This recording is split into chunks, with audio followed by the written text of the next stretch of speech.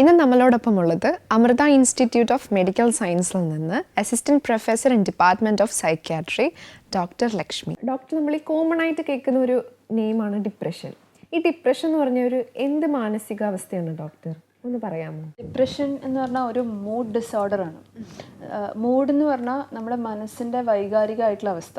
അതിന് ഒരു നോർമൽ മൂഡുണ്ട്, അതിൽ ഹയറായി പോകുന്നതിന് മാനിയ എന്നും ലോവർ ആയിട്ട് നിൽക്കുന്നതിനെ ഡിപ്രഷൻ എന്നും പറയും. ചുമ്മാ ഒന്ന് ഒരു ദിവസം ഒരു സങ്കടം തോന്നി, അതൊരു ഡിപ്രഷൻ അല്ല. ഒരു പെർവേസീവ്നെസ്, അതായത് സ്ഥിരമായിട്ടുള്ള ഒരു സങ്കടമായിട്ടുള്ള അവസ്ഥ, അതാണ് ഡിപ്രഷൻ. അതിന് പല ലക്ഷണങ്ങളുണ്ട്, ക്രൈറ്റീരിയ വെച്ചിട്ടാണ് നമ്മൾ ഡയഗ്നോസ് ചെയ്യുന്നത്. പക്ഷേ അതൊരു നോർമൽ സാഡ്നെസ് അല്ല. നമ്മുടെ വീട്ടിലിപ്പോൾ ഒരു പ്രശ്നം ഉണ്ടായി, നമുക്കൊരു ഫൈനാൻഷ്യൽ ലോസ് വന്നു, അല്ലെങ്കിൽ നമ്മുടെ ഒരു റിലേറ്റീവ് മരണപ്പെട്ടു, നമുക്ക് എല്ലാവർക്കും സങ്കടം വരണം, നോർമലി തന്നെ വരണം. പക്ഷേ അത് വരാതിരിക്കുന്നത് ഒരു പ്രോബ്ലമാണ്. പക്ഷെ അത് സ്ഥിരമായി നിന്ന് നമ്മുടെ ഫങ്ഷനിങ്ങിനെ എഫക്റ്റ് ചെയ്ത് തുടങ്ങുക. അതായത് അത് കാരണം നമുക്ക് ഉറങ്ങാൻ പറ്റുന്നില്ല, ജോലി ചെയ്യാൻ പറ്റുന്നില്ല, പുറത്ത് പോയി ഒരാളോട് സംസാരിക്കാൻ പറ്റുന്നില്ല. അങ്ങനത്തെ ഒരു അവസ്ഥ സ്ഥിരമായി നിൽക്കുമ്പോൾ അത് ഡിപ്രഷൻ ആവാനുള്ള സാധ്യതയാണ് കൂടുതലായിട്ടുള്ളത്. അത് ഒരു 2 വീക്സ്, അതിൻ്റെ ക്രൈറ്റീരിയ പ്രകാരം ഒരു 2 വീക്സിന് മുകളിൽ നിന്നാലാണ് നമ്മൾ ഡിപ്രസീവ് എപ്പിസോഡ് എന്നുള്ളത് പറയുക. അത് ഇങ്ങനെ പെർസിസ്റ്റ് ചെയ്തിട്ട് നമ്മുടെ സിവിയറിറ്റി മെല്ലെ മെല്ലെ കൂടി വരും. പിന്നെ അത് തനിയെ തന്നെ സോൾവ് ആവും, മീൻസ് സബ്സൈഡ് ചെയ്യും. പക്ഷേ കുറച്ച് നാൾ കഴിഞ്ഞാൽ വീണ്ടും റെക്കർ ചെയ്യാനുള്ള സാധ്യതയുണ്ട്. ഓക്കെ ഡോക്ടർ, ഇപ്പോൾ ഈ ഡിപ്രഷൻ ഉള്ള ഒരാൾക്കാർക്ക് ഇപ്പോൾ സാധാരണ കാണാവുന്ന ഒരു രീതി പറഞ്ഞല്ലോ, എല്ലാ വ്യക്തികൾക്കും ഒരേപോലെ ആയിരിക്കും ഇതിൻ്റെ പാറ്റേൺ, സിംറ്റംസിൻ്റെ പാറ്റേൺ? അല്ല, അത് ഡിഫറൻസ് ഉണ്ട്. സാധാരണ ക്ലാസിക്കൽ ഡിപ്രഷൻ നമ്മൾ പറയുക, അതിൻ്റെ സിംറ്റംസ് എന്താണെന്ന് ചോദിച്ചാൽ ഒരു മൂഡ് താഴെ പോവുക, ലോ മൂഡ്. പിന്നെ പണ്ട് നമ്മൾ ഓടി നടന്ന് ചെയ്തിരുന്ന കാര്യങ്ങൾ ഇപ്പോൾ ചെയ്യാൻ പറ്റാതിരിക്കുക, കുറച്ച് ചെയ്യുമ്പോൾ തന്നെ ഭയങ്കര ക്ഷീണം വന്നു പോവുക. സാധാരണ ചെയ്ത് നല്ല സന്തോഷം കിട്ടുന്ന കാര്യങ്ങൾ ഇപ്പോൾ ചെയ്യുമ്പോൾ അത്ര സന്തോഷം കിട്ടാതിരിക്കുക. അതായത് ഉദാഹരണത്തിന് നല്ല ഗാർഡനിങ് ഒക്കെ ഇഷ്ടപ്പെടുന്ന ആളാണ്, നല്ല സന്തോഷത്തോടു കൂടി ചെയ്തിരുന്നു, പക്ഷേ ഇപ്പോൾ എനിക്കത് ചെയ്യാൻ പറ്റുന്നില്ല, അല്ലെങ്കിൽ ചെയ്താൽ അത്ര സന്തോഷം കിട്ടുന്നില്ല. അങ്ങനെയുള്ളൊരവസ്ഥ. ഉറക്കക്കുറവ്, വിശപ്പ് കുറവ്, ശ്രദ്ധയുടെ കോൺസെൻട്രേഷൻ പ്രോബ്ലംസ്, എല്ലാത്തിനോടും ഒരു നെഗറ്റീവ് വ്യൂ. അതായത് ഇതൊന്നും ശരിയാവില്ല, എനിക്ക് ആരുടെയും സഹായമില്ല, ഞാൻ പറയുന്ന ആർക്കും മനസ്സിലാവുന്നില്ല. ഇതാണ് ക്ലാസിക്കൽ ഡിപ്രസീവ് സിംറ്റംസ്. പക്ഷെ എപ്പോഴും അങ്ങനെ ആയിക്കൊള്ളണം എന്നില്ല. അത് ആളുടെ പ്രായം, ആളുടെ പേഴ്സണാലിറ്റി, അങ്ങനെ പല ഫാക്ടേഴ്സിനെ ഡിപ്പെൻഡ് ചെയ്തിട്ട് ഡിഫറൻസസ് ഉണ്ടാവാം.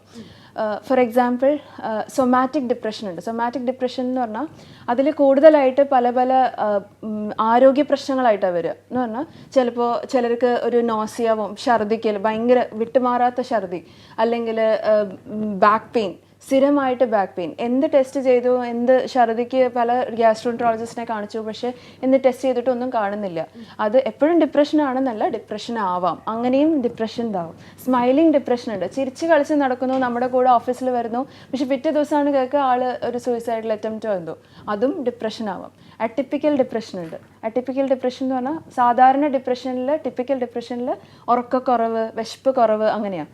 പക്ഷേ അറ്റിപ്പിക്കൽ ഡിപ്രഷനിൽ ഉറക്കം കൂടുതൽ, വിശപ്പ് കൂടുതൽ, അങ്ങനെ വരാം. കൈയും കാലും ഒക്കെ ഭയങ്കര വെയിറ്റ് ഉള്ള പോലെ തോന്നുക, എന്ത് പറഞ്ഞാലും പെട്ടെന്നൊരു റിജക്ഷൻ സെൻസിറ്റിവിറ്റി, അങ്ങനെ പെട്ടെന്ന് സങ്കടം വരുന്ന പോലെ, അങ്ങനെയുള്ള സിംറ്റംസ് ഉണ്ട്. കുട്ടികളിൽ ചിലർക്ക് ഭയങ്കര ദേഷ്യം, സ്കൂൾ റെഫ്യൂസൽ, സ്കൂളിൽ പോകാനുള്ള മടി, അങ്ങനെയും ഡിപ്രഷൻ പ്രസൻറ്റ് ചെയ്യാം. എൽഡർലി, അതായത് പ്രായമായ ആളുകൾക്ക് ഡിമെൻഷ്യ പോലെ, എന്ന് പറഞ്ഞാൽ ഓർമ്മത്തെറ്റ് കാര്യങ്ങൾ, അങ്ങനത്തെ രീതിയിലുള്ള ഒരു പ്രസൻറ്റേഷനും ഡിപ്രഷന് വരാം.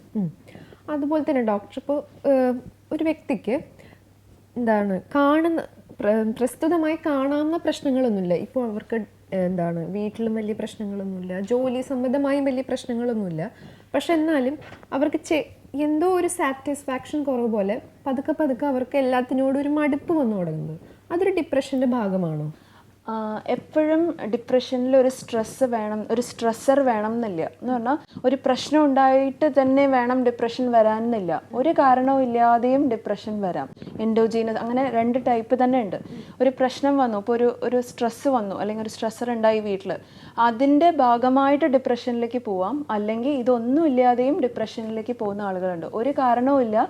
ടിപ്പിക്കലി ഹസ്ബൻഡ് ആൻഡ് വൈഫ് വന്നിട്ട് OP-യിൽ പറയാം, എന്താ ഇവളുടെ പ്രശ്നം എന്ന് എനിക്ക് മനസ്സിലാവുന്നില്ല ഡോക്ടറെ, ഞങ്ങൾ വെൽ സെറ്റിൽഡാ, മക്കളൊക്കെ പുറത്താ, ആരോഗ്യ പ്രശ്നങ്ങളില്ല, പക്ഷെ രാവിലെ ആയാൽ ഇവള് തുടങ്ങും സങ്കടം, ജോലി ചെയ്യാൻ പറ്റുന്നില്ല, വിത്തൗട്ട് എനി റീസൺ, അതും ഡിപ്രഷനാണ്. കോമൺ ആയിട്ടുള്ള ഒരാൾക്ക് ചെറിയ ചെറിയ സിംറ്റംസ് ഒക്കെ അയാൾക്ക് മനസ്സിലായി തുടങ്ങുമല്ലോ ഡോക്ടറിനെ കൺസൾട്ട് ചെയ്യാനായിട്ടുള്ളത്. അങ്ങനത്തെ സിംറ്റംസ് ഡോക്ടർ എന്തൊക്കെയായിരിക്കും പ്രധാനമായിട്ട് നമ്മൾ വിലയിരുത്തേണ്ടത്? ഒരു ലോ മൂഡ്, അതായത് ഒന്നിലൊരു സന്തോഷം കിട്ടുന്നില്ല, അല്ലെങ്കിൽ ഉറക്കം കിട്ടുന്നില്ല, വിശപ്പില്ല, ശ്രദ്ധ കിട്ടുന്നില്ല, ഒരു അകാരണമായിട്ടുള്ളൊരു സങ്കടം തോന്നുക, എല്ലാത്തിനോടും ഒരു നെഗറ്റീവ് വ്യൂ എന്ന് പറഞ്ഞാൽ ഒന്നും ശരിയാവില്ല, ഇതൊന്നും ഇങ്ങനെ തന്നെ പോവും, ആർക്കും എന്നെ മനസ്സിലാവുന്നില്ല, അങ്ങനത്തെ ഒരു രീതിയിലുള്ള സിംറ്റംസ് കണ്ടാൽ നമ്മളിതിനെ സംശയിക്കണം, ഇതൊരു ഡിപ്രഷൻ ആണോ എന്നുള്ളത്. അതുകൂടാതെ അത് നോർമലിയും വരില്ലേ എന്ന് ചോദിച്ചാൽ അതിൻ്റെ ഡിഫറൻസ്, അതായത് നമുക്ക് ഫങ്ഷനിങ്ങിന് എഫക്റ്റ് ചെയ്യുമ്പോൾ, ഞങ്ങളതാണ് എപ്പോഴും പറയുക, സോഷ്യോ ഓക്യുപ്പേഷണൽ ഫങ്ഷനിങ്. നമുക്കത് കാരണം ഒരാളുടെ അടുത്ത് സംസാരിക്കാൻ പറ്റുന്നില്ല, അല്ലെങ്കിൽ നമുക്ക് ജോലി ചെയ്യാൻ പറ്റുന്നില്ല, പണ്ട് ചെയ്തിരുന്ന കാര്യങ്ങളൊന്നും നമുക്ക് ചെയ്യാനുള്ള ഒരു എനർജി ഇപ്പോൾ കിട്ടുന്നില്ല. അങ്ങനത്തെ ഒരു അവസ്ഥയിൽ അല്ലെങ്കിൽ സൂയിസൈഡൽ തോട്ട്സ് വരുന്നു, ഇതിന്ന് മരണമല്ലാതെ വേറൊരു പോംവഴി ഇല്ല എന്നുള്ളൊരു തോന്നലുകളൊക്കെ വന്നാൽ ഡെഫിനറ്റ്ലി അപ്പം തന്നെ ഒരു മെൻ്റൽ ഹെൽത്ത് പ്രൊഫഷണലിനെ കാണണം. ചിലർ കാണാറുണ്ട് സബ്സ്റ്റൻസ് വെച്ചിട്ട് ഇതിനെ ട്രീറ്റ് ചെയ്യാറ്, എന്ന് പറഞ്ഞാൽ മദ്യം കഴിച്ച് ഇതിൻ്റെ ആ ബുദ്ധിമുട്ടിനെ അങ്ങനെയൊക്കെ ചെയ്യുന്നവരാണെങ്കിലും ഡെഫിനറ്റ്ലി ഒരു മെൻ്റൽ ഹെൽത്ത് പ്രൊഫഷണലിൻ്റെ ഹെൽപ്പ് എടുക്കണം. ഡോക്ടർ ഇപ്പോൾ സിംറ്റംസ് നമ്മൾക്ക് എക്സ്പ്ലെയിൻ ചെയ്തല്ലോ, നമ്മൾ എത്ര നാളിനുള്ളിൽ ഡോക്ടറിനെ കൺസൾട്ട് ചെയ്യണം? ഒരു നോർമൽ സാഡ്നെസ് അല്ല, നമുക്ക് അതിനൊരു റീസൺ ഇല്ലാത്ത ഒരു അകാരണമായിട്ടുള്ള സാഡ്നെസ് വരുന്നു, അല്ലെങ്കിൽ റീസൺ ഉണ്ടെങ്കിൽ പോലും നമ്മുടെ ഫങ്ഷനിങ്ങിനെ എഫക്റ്റ് ചെയ്യുന്നു, അതായത് ഉറക്കം കിട്ടാതെ വരുന്നു, വിശപ്പില്ലാതെ വരുന്നു, ഫങ്ഷൻ ചെയ്യാൻ, അതായത് ജോലികളൊന്നും ചെയ്യാൻ പറ്റാതെ വരുന്നു, ആളുകളോട് സംസാരിക്കാനോ പെരുമാറാനോ പറ്റാതെ വരുന്നു. അങ്ങനെ നമുക്ക് തോന്നുകയാണെങ്കിൽ 2 ആഴ്ചയുടെ മുകളിലും അത് പെർസിസ്റ്റ് ചെയ്യുന്നു എന്നുണ്ടെങ്കിൽ എത്രയും പെട്ടെന്ന് ഒരു ഡോക്ടറെ കാണുന്നതാണ് നല്ലത്. ഡോക്ടർ അതുപോലെ തന്നെ നമ്മളെല്ലാവരും നമ്മളുടെ പാസ്റ്റിനെ പറ്റിയും ഫ്യൂച്ചറിനെ പറ്റിയൊക്കെ ആലോചിക്കുന്നവരാണ്. അപ്പോൾ ഭാവിയിൽ നടക്കാൻ ഇരിക്കുന്ന ഒരു കാര്യത്തെപ്പറ്റി കൂടുതലായി ചിന്തിച്ച് അതിന് ഉത്കണ്ഠപ്പെടുകയും ദേഷ്യപ്പെടുന്നതൊക്കെ അതത്ര നല്ലൊരു രീതിയാണോ? രീതി ഡെഫിനറ്റ്ലി അല്ല, പക്ഷേ ഓരോരുത്തർ അത് പലരുടെയും പല കാരണങ്ങൾ കൊണ്ട് വരാം. ചിലരുടെ പേഴ്സണാലിറ്റി തന്നെ അങ്ങനെ ആയിരിക്കും. എന്ന് പറഞ്ഞാൽ നമുക്കൊരു സ്ട്രെസ്സ് വരുമ്പോൾ ദേഷ്യപ്പെടുന്ന ആളുകളുണ്ട്, വളരെ ഇമ്പൾസീവായിട്ട് പെട്ടെന്നൊരു എടുത്തു ചാടി പെരുമാറുന്ന ആൾക്കാരുണ്ട്, അതിൻ്റെ ഭാഗമായിട്ട് വരാം. പിന്നെ ആങ്സൈറ്റി ഡിസോർഡർ, ഉത്കണ്ഠ രോഗം തന്നെ ആയിരിക്കാം. അതൊക്കെ വളരെ, ഉത്കണ്ഠ രോഗം, ഡിപ്രഷൻ, അതൊക്കെ വളരെ കോമൺ ആയിട്ട് സൊസൈറ്റിയിൽ കാണുന്ന ഒരു ഇതാണ്. ഡിപ്രഷനെയൊക്കെ പറ്റി പറഞ്ഞാൽ 15 to 20% ആണ് അതിൻ്റെ പ്രിവലൻസ്. എന്ന് പറഞ്ഞാൽ 5 പേരെ എടുത്താൽ അതിലൊരാൾക്ക് ജീവിതത്തിൽ എപ്പോഴെങ്കിലും വിഷാദം വന്നു പോകുന്നു എന്നാണ് WHO കണക്കുകൾ. അപ്പോൾ അത്രയും കോമൺ ആണ് ഈ ഉത്കണ്ഠ രോഗവും ഡിപ്രഷനും ഒക്കെ. അപ്പോൾ അകാരണമായിട്ട് ഭാവിയെ പറ്റിയിട്ട് ഉത്കണ്ഠപ്പെടുക എന്ന് പറഞ്ഞാൽ എന്തിനും, ഇപ്പോൾ ഞാൻ നാളെ ഒരു സ്ഥലത്തേക്ക് പോകാൻ പോകണു, ഇന്ന് തന്നെ എനിക്ക് അതിനെ പറ്റിയിട്ട് എല്ലാ ടെൻഷനും, വണ്ടി കിട്ടുമോ, വണ്ടി കിട്ടി അവിടെ എത്തുമോ, മഴ പെയ്യോ, അങ്ങനെ ഒരു ഇതും ഇല്ലാതെ ഫ്രീ ഫ്ലോട്ടിംഗ് ആയിട്ടുള്ളത് ജനറലൈസ്ഡ് ആങ്സൈറ്റി ഡിസോർഡർ, ഉത്കണ്ഠയുടെ ഭാഗമാവാം. സ്പെസിഫിക് ആയിട്ടുള്ള കാര്യങ്ങൾക്ക് വേണ്ടി സോഷ്യൽ സിറ്റുവേഷൻസിൽ, അതായത് നമുക്കിപ്പോൾ ഒരു സ്റ്റേജിൽ കയറി ഒരാളോട് ഒരു പ്രസൻറ്റേഷൻ നടത്തണം, അല്ലെങ്കിൽ ഒരു ഫംഗ്ഷന് പോകാനുള്ള ബുദ്ധിമുട്ടുകൾ, അത് സോഷ്യൽ ആങ്സൈറ്റിയുടെ ഭാഗമാവാം. അങ്ങനെ അതൊരു നോർമൽ പേഴ്സണാലിറ്റിയുടെ ഭാഗവും ആവാം, അതൊരു രോഗത്തിൻ്റെ ഭാഗവും ആവാം. അപ്പോൾ അത് രോഗാവസ്ഥയാണെന്ന് അറിയുന്നത് എങ്ങനെയാണെന്ന് വെച്ചാൽ ചെറിയ തോതിലുള്ള ഉത്കണ്ഠയും സങ്കടവും ഒക്കെ നോർമലി എല്ലാവർക്കും വരണം. പക്ഷെ ആ ഒരു റേഞ്ചിൻ്റെ പുറത്ത് പോകുന്നുണ്ടെങ്കിൽ, അതായത് നമ്മുടെ ഫങ്ഷനിങ്ങിനെ എഫക്റ്റ് ചെയ്യുന്നുണ്ടെങ്കിൽ, അപ്പോൾ നമുക്ക് തീരെ ഇപ്പോൾ ഒരു പ്രസൻറ്റേഷൻ ചെയ്യാൻ പറ്റുന്നില്ല, ഒരു പബ്ലിക്കിനോട് എനിക്ക് സംസാരിക്കാൻ പറ്റുന്നില്ല എങ്കിൽ അത് ഡെഫിനറ്റ്ലി അതെൻ്റെ ഒരു രോഗമായിട്ട് തന്നെ കൺസിഡർ ചെയ്യണം. പക്ഷേ അങ്ങനെയുള്ളത് സ്ഥിരീകരിക്കേണ്ടത് ഒരു ഡോക്ടറെ കണ്ടിട്ട് തന്നെയാണ്. ഓക്കെ. അതുപോലെ തന്നെ ചില സമയങ്ങളിൽ ഭയങ്കര ഇങ്ങനൊരു പവർ പോലെ, എനർജി പോലെ ഒന്നും ചെയ്യുന്നുണ്ടാവില്ല, പ്രത്യേകിച്ച് വലിയ കാര്യങ്ങളും ഉണ്ടാവില്ല. പക്ഷെ ചില സമയത്ത് നമുക്ക് എന്തൊക്കെയോ ഇങ്ങനെ ഒരു സ്ഥലത്ത് നമ്മൾ പറയില്ലേ, ഇരുത്തിയിട്ട് ഇരിക്കപ്പുറത്ത് ഇല്ല എന്നൊക്കെ പറയുന്നില്ലേ, അതുപോലുള്ള അവസ്ഥ, അതൊക്കെ എന്തെങ്കിലും ഒരു രോഗാവസ്ഥയാണോ?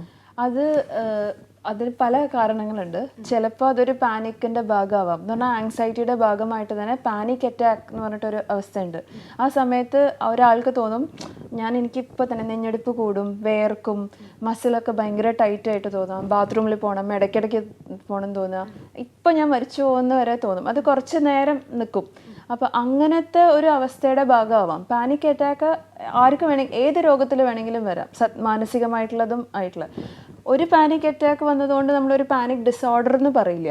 സ്ഥിരമായിട്ട് അങ്ങനെ മൾട്ടിപ്പിൾ എപ്പിസോഡ്സ് വരുന്നു, അല്ലെങ്കിൽ അത് വരുമോ എന്നുള്ള പേടി കാരണം പല കാര്യങ്ങളും അവോയ്ഡ് ചെയ്യുന്നു, അപ്പം നമ്മൾ അതിനെ ഒരു പാനിക് ഡിസോർഡർ എന്ന് പറഞ്ഞിട്ടുള്ള വേറെ മാനസിക രോഗം, ആങ്സൈറ്റിയുടെ പോലെ തന്നെ അതിൻ്റെ അടിയിൽ വരുന്നതാണ് പാനിക് ഡിസോർഡർ എന്നുള്ളത് വരാം. പാനിക് അറ്റാക്ക് ഏത് മാനസിക രോഗത്തിൻ്റെ ഭാഗമായിട്ടും വരാം. ഈവൻ വലിയ വലിയ മാനസിക രോഗങ്ങളായിട്ടുള്ള സ്കിസോഫ്രീനിയ അങ്ങനത്തെ അസുഖങ്ങളിൽ പോലും പാനിക് അറ്റാക്സ് വരാം. ഡോക്ടർ, അതുപോലെ തന്നെ പോസ്റ്റ് പാർട്ടം കഴിഞ്ഞിട്ടുള്ളവർ അല്ലെങ്കിൽ അബോർഷൻ ആയിട്ടുള്ളവർ, അങ്ങനെയുള്ളവർക്കൊക്കെ ഈ മൂഡ് സ്വിങ്സ് കൂടാൻ കാരണം എന്താണ്? ഗർഭിണിയായിരിക്കുന്ന അവസ്ഥയിൽ, പ്രസവ സമയത്ത്, പാല് കൊടുക്കുന്ന സമയത്ത്, ആ സമയത്തൊക്കെ ശരീരത്തിൽ ഒരുപാട് ഹോർമോണൽ ചേഞ്ചസ് സംഭവിക്കുന്നുണ്ട്. ഈ ഹോർമോണൽ ചേഞ്ചസിൻ്റെ ഭാഗമായിട്ടും ഇങ്ങനെയുള്ള മൂഡ് സ്വിങ്സ് വരാം.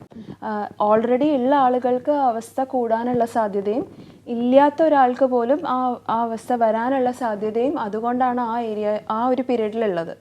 അത് മാത്രമല്ല, നമുക്ക് കുറേ എൻവയോൺമെൻറ്റൽ ഫാക്ടേഴ്സ് ആ സമയത്തുണ്ട്. എന്ന് പറഞ്ഞാൽ നമുക്ക് അധികം ആരെയും കാണുന്നില്ല, അല്ലെങ്കിൽ നമ്മൾ മിക്കവാറും ഒരു റൂമിൽ കുട്ടിയെ ഉറക്കം ശരിയാവുന്നില്ല, കുട്ടിയെ നോക്കണം, ഹെൽപ്പില്ല, പിന്നെ ഒരുപാട് സോഷ്യലായിട്ടുള്ള കാര്യങ്ങൾ അത് ചെയ്യാൻ പാടില്ല, അത് പ്രത്യേകിച്ച് ന്യൂ മദേഴ്സ്, അങ്ങനെയൊക്കെ കൂടിയുള്ള ഒരു ഫാക്ടേഴ്സ് അതിൽ വരുന്നുണ്ട്. അതുകൊണ്ട് തന്നെ ഈ ബയോളജിക്കലി പറയുകയാണെങ്കിൽ കുറേ ഹോർമോണൽ ചേഞ്ചസ് ആ സമയത്ത് വരുന്നതിൻ്റെ ഭാഗമായിട്ട് തന്നെ മൂഡ് സ്വിങ്സും മൂഡ് ഡിസോർഡേഴ്സും ആ സമയത്ത് വരാനുള്ള സാധ്യത കൂടുതലാണ്. ഡോക്ടർ ഇപ്പോൾ പോസ്റ്റ് പാർട്ടം ഡിസോർഡറിനെ കുറിച്ച് പറഞ്ഞല്ലോ. പണ്ടൊന്നും ഇത്ര കോമൺ ആയിട്ട് കേട്ടിട്ടില്ല. ഇതെന്താണ് ഇപ്പം ഇത്രയും ഒരു കോമൺ ഒരു കാര്യമായിട്ട് മാറാൻ കാരണം? അത് പണ്ടും ഉണ്ടായിരുന്നു, പല ഫാക്ടേഴ്സ് കൊണ്ട്. ഇപ്പോൾ അതിൻ്റെ അവയർനെസ് കുറച്ചും കൂടി കൂടുതലാണ്. പിന്നെ സപ്പോർട്ട് സിസ്റ്റം, പണ്ടൊക്കെ ഒരു ഫാമിലിയിൽ തന്നെ ഒരുപാട് ആളുകളുണ്ട്, അപ്പോൾ ചെറിയ ചെറിയ ബുദ്ധിമുട്ടുകളാണെങ്കിലും അവർക്ക് അതിനുള്ളിൽ തന്നെ മാനേജ് ചെയ്യാൻ പറ്റും. പ്ലസ് കുട്ടിയെ ആണെങ്കിലും നോക്കാൻ കുറേ പേരുണ്ട്. ഇപ്പോൾ കുറേയും കൂടി ന്യൂക്ലിയർ ഫാമിലിയൊക്കെ അല്ലേ, സപ്പോർട്ട് സിസ്റ്റമും കുറഞ്ഞു, അവയർനെസ് കൂടുകയും ചെയ്തു. അപ്പോൾ അതിൻ്റെ ഭാഗമായിട്ട് പ്ലസ് ഹോസ്പിറ്റലിലൊക്കെ അല്ലേ ഡെലിവറി, പണ്ടൊക്കെ വീടുകളിൽ തന്നെ. അപ്പോൾ ചെറിയ ചെറിയ പ്രശ്നങ്ങളൊക്കെ, ചെറിയതല്ല വലുതാണെങ്കിൽ പോലും അതൊരു പ്രോബ്ലം ആണെന്ന് വരെ ഐഡൻറ്റിഫൈ ചെയ്തിട്ടുണ്ടാവാൻ സാധ്യതയില്ല. പക്ഷേ ഡെഫിനറ്റ്ലി പ്രോബ്ലംസ് പണ്ടും ഉണ്ടായിരുന്നു, ഇപ്പോഴും ഉണ്ട്. പക്ഷേ പണ്ടത്തെക്കാളും നമ്മൾക്ക് യൂട്ടിലിറ്റീസ് ആണെങ്കിലും കെയറിങ് ആണെങ്കിലും കൂടിയിട്ടല്ലേ ഉള്ളൂ. അപ്പോൾ ശരിക്കും ഇങ്ങനത്തുള്ള കാര്യങ്ങൾ കുറഞ്ഞല്ലേ വരേണ്ടത്? ഇത് ബയോളജിക്കലിയും ആണ്, സോഷ്യൽ ഫാക്ടേഴ്സും അതിനെ കോൺട്രിബ്യൂട്ട് ചെയ്യുന്നുണ്ട്. ബയോളജിക്കൽ ഫാക്ടേഴ്സ് അന്നും ഇന്നും ഒക്കെ ഒരുപോലെ തന്നെയാണ്.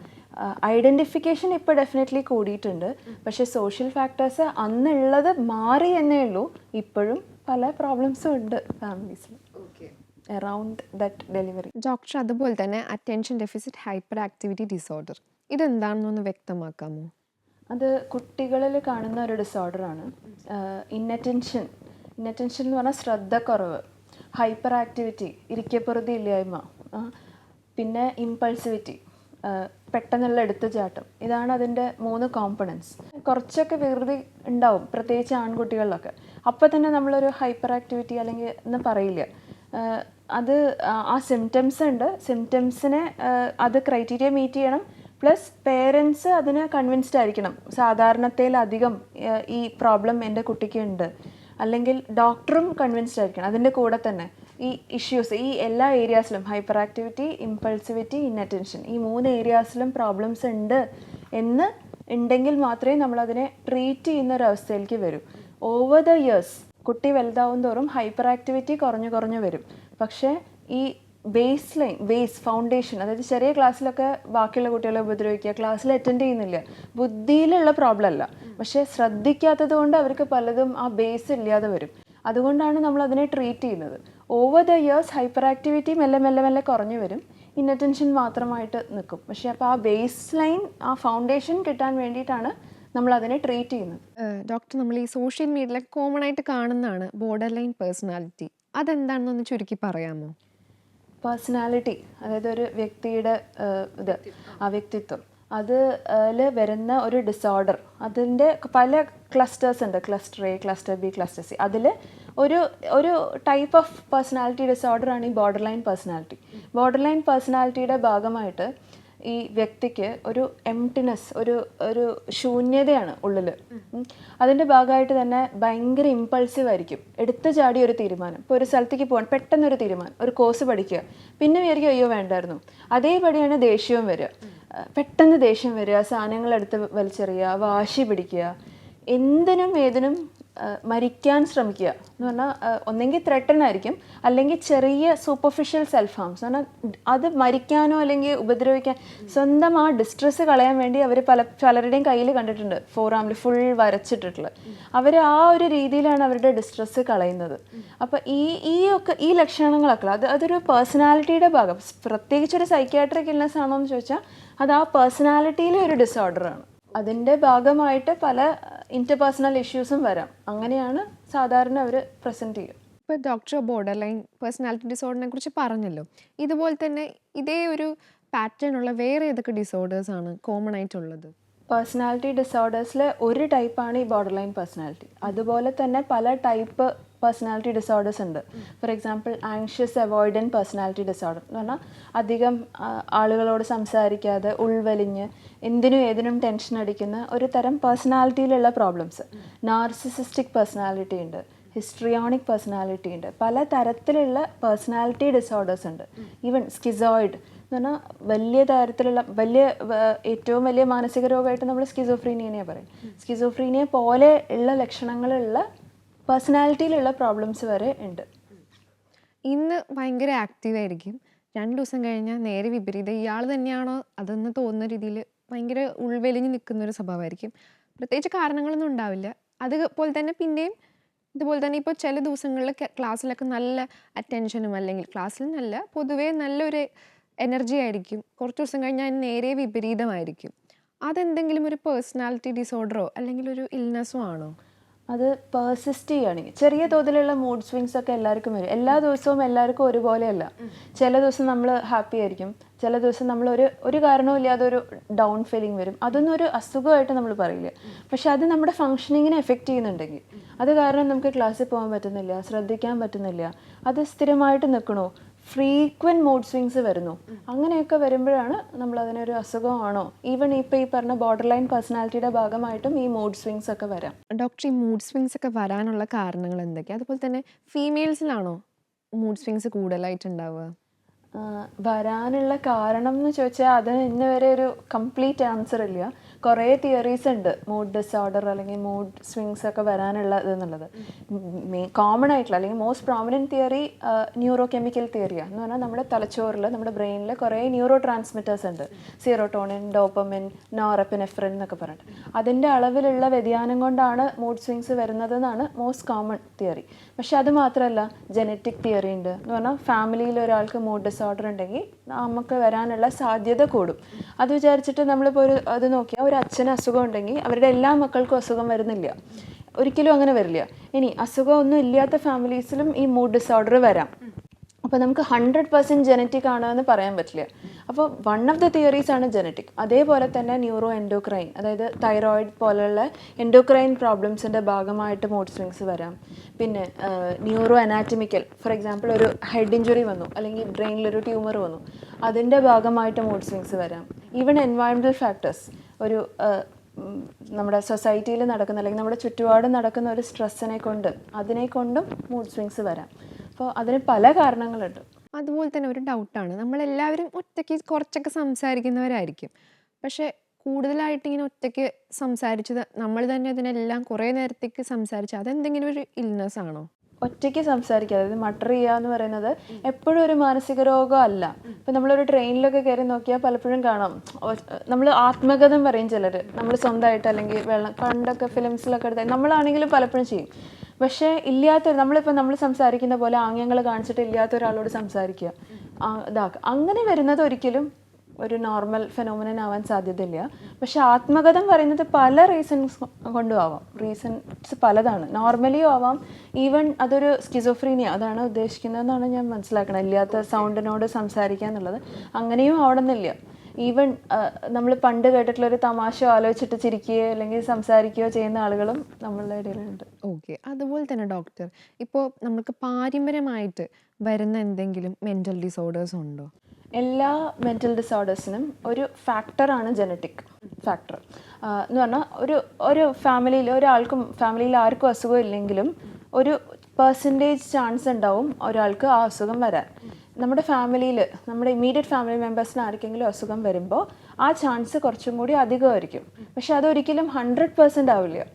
പക്ഷേ സാധാരണ ഫാമിലീസിൽ അസുഖം ഇല്ലാത്ത ഒരാൾക്ക് വരാനുള്ള സാധ്യതയേക്കാൾ ഫാമിലീസിൽ അസുഖമുള്ള ഒരു ആൾക്ക് സാധ്യത ഡെഫിനറ്റ്ലി കൂടുതലായിരിക്കും. അതാണ് ആ ജനറ്റിക് തിയറി. അത് എല്ലാ മെൻ്റൽ ഡിസോർഡേഴ്സിനും ഒരു ജനറ്റിക് ഫാക്ടർ ഉണ്ട്. ഡോക്ടർ, ഈ കുട്ടികളിൽ കാണുന്ന വെർച്വൽ ഓട്ടിസത്തിനെ കുറിച്ചൊന്ന് ചുരുക്കി പറയാമോ?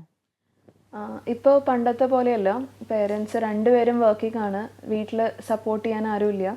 അപ്പോൾ പ്രാക്ടിക്കലി സ്പീക്കിംഗ് എല്ലാ വീടുകളിലും എൻ്റേതടക്കം ഉണ്ടാവുന്നത് എന്താണെന്ന് വെച്ചാൽ, നമ്മൾ കുട്ടികളെ അവരെ വേറെ എന്ത് ചെയ്തിട്ടും റെസ്ട്രിക്റ്റ് ചെയ്യാൻ പറ്റില്ല. പക്ഷേ ഫോൺ കൊടുത്താൽ അവരിരിക്കും. ഭക്ഷണം രാവിലെ എനിക്ക് സമയത്തിന് പോകണം, അല്ലെങ്കിൽ വേറൊരു ഇതിന് പോകണം. അപ്പം നമ്മൾ കുട്ടിയെ ഭക്ഷണം കഴിപ്പിക്കണമെങ്കിൽ ഫോൺ കൊടുത്തിട്ടേ പറ്റുള്ളൂ. പതിയെ പതിയെ കുട്ടി അതിലേക്ക് തന്നെ ലോകം ചുരുങ്ങും എന്ന് പറഞ്ഞാൽ അവർക്ക് വേറൊരു എക്സ്പോഷർ ഇല്ല, കുട്ടികളുമായിട്ട് സംസാരിക്കുന്നില്ല, പെരുമാറുന്നില്ല. അത് ആ ലിമിറ്റ് എവിടെ കടന്നു പോകുന്നു എന്നുള്ളത് പലപ്പോഴും പേരൻസ് അറിയുന്നുമില്ല. അപ്പോൾ അത് പക്ഷേ കുറേ കാലമായിട്ട് നിൽക്കുന്ന സമയത്ത് മെല്ലെ മെല്ലെ ഒരു യഥാർത്ഥ ഓട്ടിസം അല്ല, പക്ഷേ ആ സംസാരിക്കാനും പെരുമാറാനും ഒക്കെ ഉള്ള കഴിവ് കുട്ടികളിൽ നിന്ന് മാറിക്കൊണ്ടിരിക്കുക. അത് കുറേ കാലം നിന്ന ഒരു ചെറിയ കുട്ടികളാകുമ്പോൾ നമ്മളത് റെസ്ട്രിക്റ്റ് ചെയ്ത്, സ്ക്രീൻ ടൈം റെസ്ട്രിക്റ്റ് ചെയ്ത്, അതിനെ ഒന്ന് ബാക്കി എല്ലാ സെൻസസിനെ ഒന്ന് സ്റ്റിമുലേറ്റ് ചെയ്തൊക്കെ കൊടുത്താൽ ശരിയായി വരും. പക്ഷെ അത് പ്രൊലോങ് ചെയ്ത് പോകുമ്പോൾ അതൊരു പ്രോബ്ലമായിട്ട് പലപ്പോഴും ഇതാവാറുണ്ട്. ഇപ്പോൾ പല നഴ്സറി സ്കൂൾസിലൊക്കെ നോക്കിയാലും അവിടെ മെജോറിറ്റി പേരൻസും ഈ ഒരു ഇഷ്യൂ പറയുന്നതായിട്ട് കാണാറുണ്ട്. അത് അപ്കമ്മിങ് ആയിട്ടൊരു പ്രോബ്ലം തന്നെയാണെന്നാണ് എനിക്ക് തോന്നുന്നത്. ഓക്കെ. മാനസിക ആരോഗ്യത്തെക്കുറിച്ചും മെൻ്റൽ ഡിസോർഡേഴ്സിനെ പറ്റിയും ഇൻ ഡീറ്റെയിൽ ഞങ്ങളോട് ഒത്തിരി കാര്യങ്ങൾ ഷെയർ ചെയ്ത ഡോക്ടറിന് താങ്ക് യു സോ മച്ച്.